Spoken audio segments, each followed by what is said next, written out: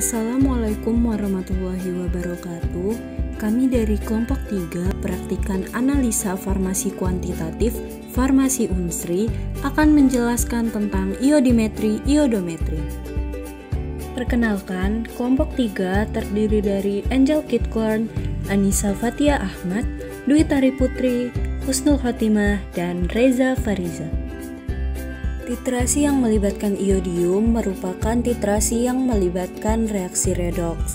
Titrasi redoks berdasarkan pada perpindahan elektron antara titran dan analit.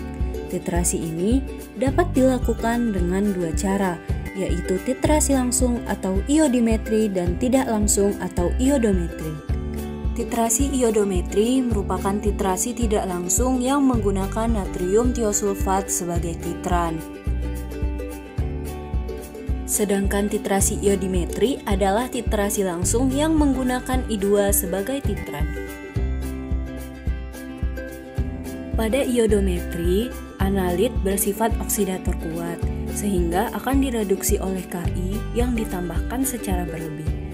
Nantinya akan menghasilkan I2, I2 inilah yang akan bereaksi dengan natrium tiosulfat.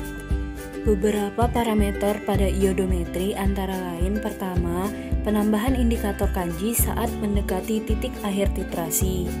Yang kedua, titrasi dalam suasana asam. Yang ketiga, titik akhir titrasi ketika warna biru tepat hilang.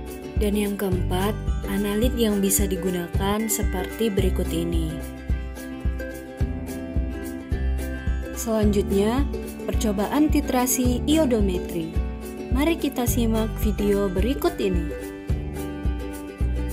Larutan iodium berada pada Erlenmeyer, sedangkan larutan tiosulfat berada di dalam buret.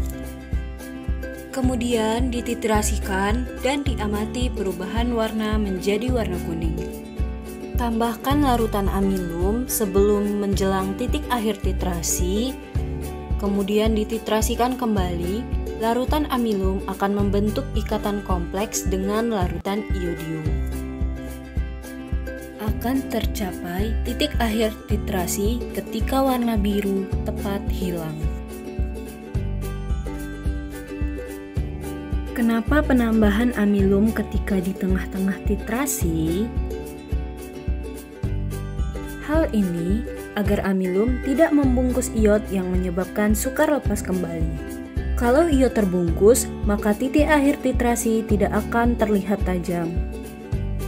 Selanjutnya, pada iodimetri, analit yang digunakan berupa reduktor yang akan dititrasi oleh titran I2, sehingga I2 tereduksi menjadi ion iodida. Parameter pada iodimetri yang pertama, penambahan indikator berada pada awal titrasi. Yang kedua, titrasi dalam suasana sedikit netral atau basah. Yang ketiga, titik akhir titrasi muncul warna biru. Dan yang keempat, analit yang digunakan adalah sebagai berikut. Selanjutnya, percobaan titrasi iodimetri yang dapat kita lihat pada video berikut ini. Larutan iodium berwarna kuning berada pada Erlenmeyer dan larutan tiosulfat berada pada buret, kemudian dititrasikan. Titrasi dihentikan pada saat larutan iodium mendekati warna bening.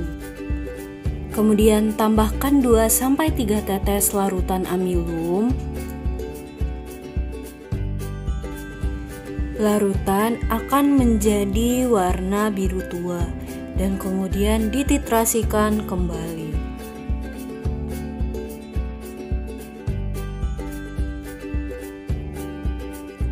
Kelebihan dari iodium antara lain, walaupun bersifat oksidator lemah, namun I2 mampu mengoksidasi sempurna analit yang bersifat reduktor kuat. I2 juga mampu mereduksi reduktor lemah dalam suasana netral atau sedikit basah. Sedangkan kelemahan iodium mudah menguap, sedikit larut dalam air, mudah teroksidasi di udara dalam suasana asam. Maka saat titrasi iodium seharusnya dilakukan dengan cepat dan dilakukan dalam Erlenmeyer tertutup serta dititrasi pada suhu yang rendah. Pada iodometri, terjadi persamaan reaksi antara analit dan natrium tiosulfat, di mana sebelumnya analit bereaksi dengan Ki berlebih menghasilkan I2 yang selanjutnya dititrasi dengan natrium tiosulfat. Sedangkan pada iodimetri terjadi persamaan reaksi antara analit dan I2 yang dapat dilihat pada layar berikut. Sekian materi dari kelompok 3 Shift C, semoga bermanfaat. Wassalamualaikum warahmatullahi wabarakatuh.